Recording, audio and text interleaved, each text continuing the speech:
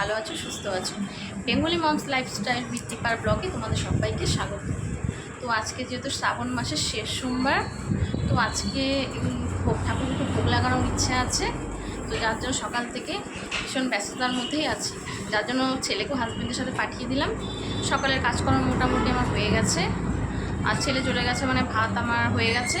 তো তার সাথে একটা কিছু করে নেব, মেয়ে খাবে, আর ছেলে তো বিকেলবেলা এসে খাবে। তো তারই আজকে প্রস্তুতি চলছে সকাল থেকে উঠে। আর বাড়ির তো আমরা উপাস, আর হাজব্যান্ড রাত্রেবেলা আসবে। আর বাড়ির পুজো তোমাদের সাথে শেয়ার করার ইচ্ছা আছে, দেখা যাক। আর সারাদিন মোটামুটি কাজকর্ম মনে করো আজকে আমি ঠাকুরকে উদ্দেশ্য করি, ঠাকুরের কাজকর্ম করার মধ্যেই যা যা কাজ করবো সেটাই তোমাদের সাথে শেয়ার করবো। তো ব্লগটা দেখতে থাকো কিন্তু কন্টিনিউ। ওকে, দেখা হচ্ছে পরে। বন্ধুরা দেখো, সব কাজ শেষ করে মেয়েকেও আমি খাইয়ে স্নান করিয়ে নিজেও স্নান করে তারপরে ভোগ রাখতে চলে এসেছি। আর হ্যাঁ, তার আগে মেয়েকেও আমি ঘুম পাড়িয়ে দিয়েছি, কারণ যতটুকু টাইম ও শুয়ে থাকে তত টাইমের মধ্যে আমি কাজটাকে যাতে অনেক এগিয়ে রাখতে পারি। তো প্রথমে আমি দুধটা বসিয়ে দিয়েছি হাঁড়িতে, পায়েস করব। আর মা কেটেও দিচ্ছে যেগুলো আমার দরকার হচ্ছে। আর পাশের গ্যাসটাতে আমি শাক বসিয়ে দিয়েছি, আর মা সবজি কেটে দিচ্ছে। তো দেখো, ভোগ রান্না চলছে।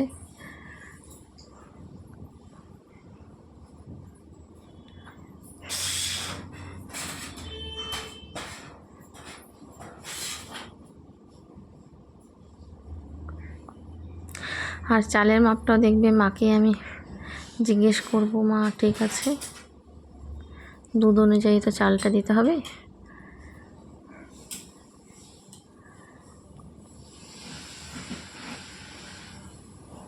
চালটা ধুয়ে আমি ঘি মাখিয়ে নিব একটু চালটার মধ্যে। ঘি মানে সম্ভবত এখানে আনা হয়নি, তাই মাকে আমি ঘরে পাঠিয়েছি, ঘরে রাখা আছে নিরামিষ ঘি।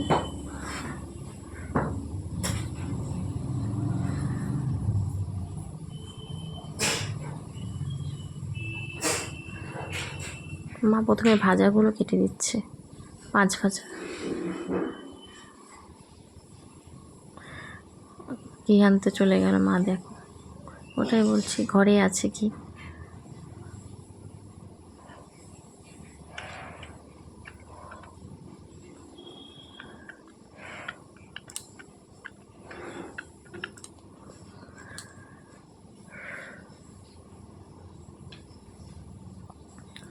তো এগুলো করে প্রথমে পায়েস আর শাকটা করে আমি একটার মধ্যে 4টি, আর একটাতে 5 রকমের ভাজা, লুচি এগুলো করে নেব। তারপরে লাস্টে খিচুড়ি তরকারিটা করব। তো দেখতে থাকো বন্ধুরা, ব্লগের সঙ্গে থেকো। মা আবার যে কী আনতে গেল, ও হ্যাঁ মনে পড়েছে, আলু আনেনি, সবজি কাটতে বসেছে, আলুটাই হয়তো আনতে গেছে আবার।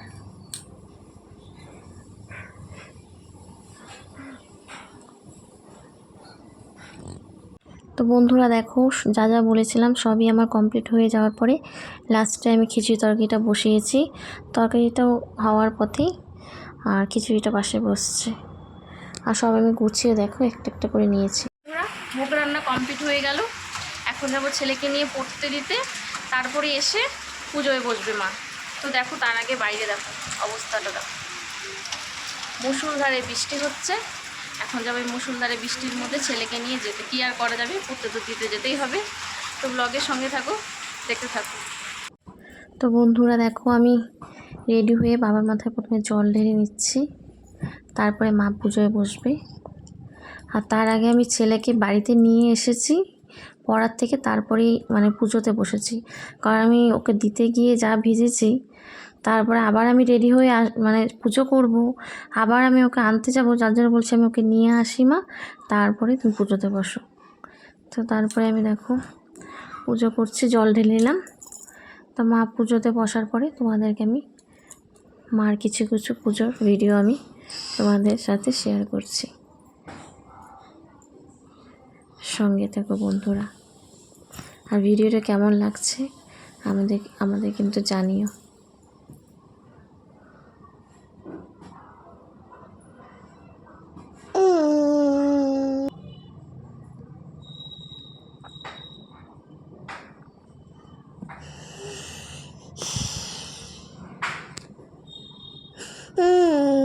তো বন্ধুরা, আমি তোমাদের ভয়েস ওভার দিচ্ছি আর মেয়ে এসে ওরকম বিকট আওয়াজ করছে, তো তোমরা একটু অ্যাডজাস্ট করে নিও প্লিজ, যেহেতু বাড়িতে বাচ্চা আছে জানোই, ওকে নিয়ে এই কাজগুলো করি আমি, একটু অ্যাডজাস্ট করে নিও।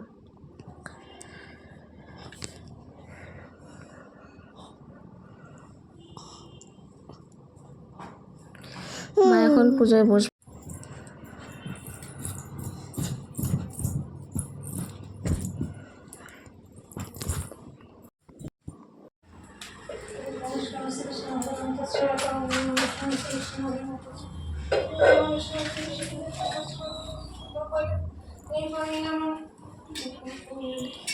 মা বসে পড়েছে পূজায়। আর বন্ধুরা, ঠাকুর ঘরের লাইটের পাওয়ারটা একটু কম, তো ঠিকঠাক করে দেখা যাচ্ছে না, তোমরা একটু অ্যাডজাস্ট করে নিও প্লিজ।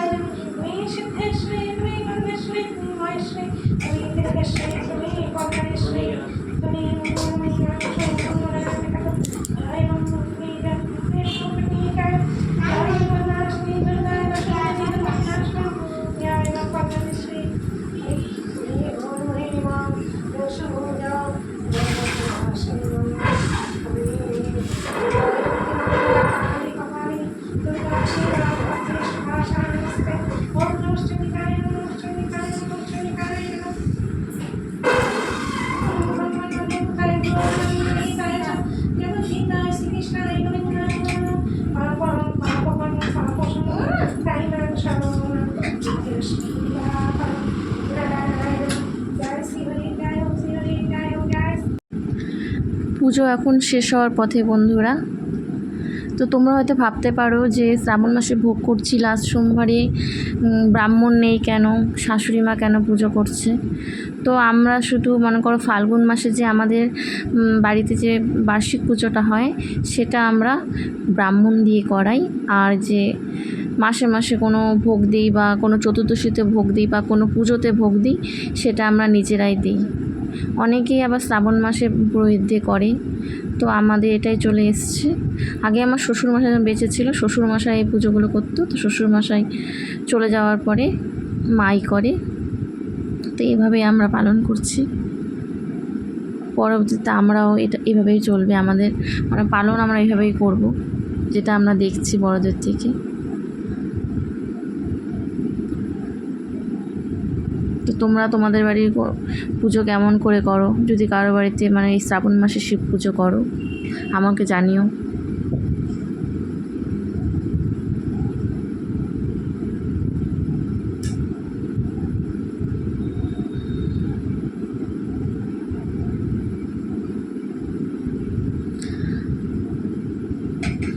আর মন্দিরের লাইটটাও খুব মানে পাওয়ারটা একদম কম, তো যার জন্য একদম ঠিকঠাকভাবে বাবার ফটোটা উঠাতে পারিনি।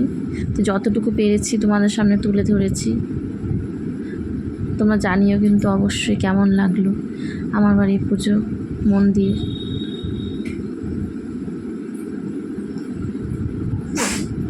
দেখা হচ্ছে পরে।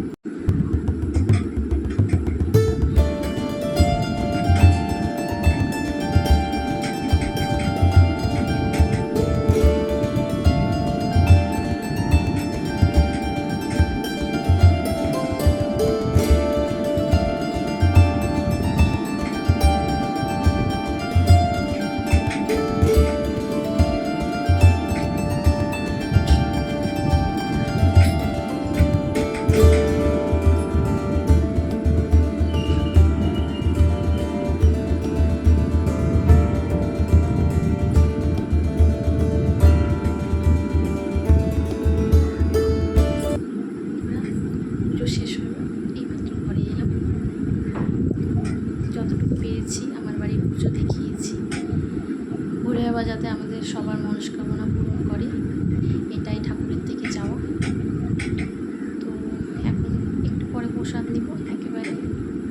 তো আমার ব্লগটি তোমাদের কেমন লাগলো জানিও। যতটুকু পেরেছি তোমাদের সামনে তুলে ধরার চেষ্টা করেছি।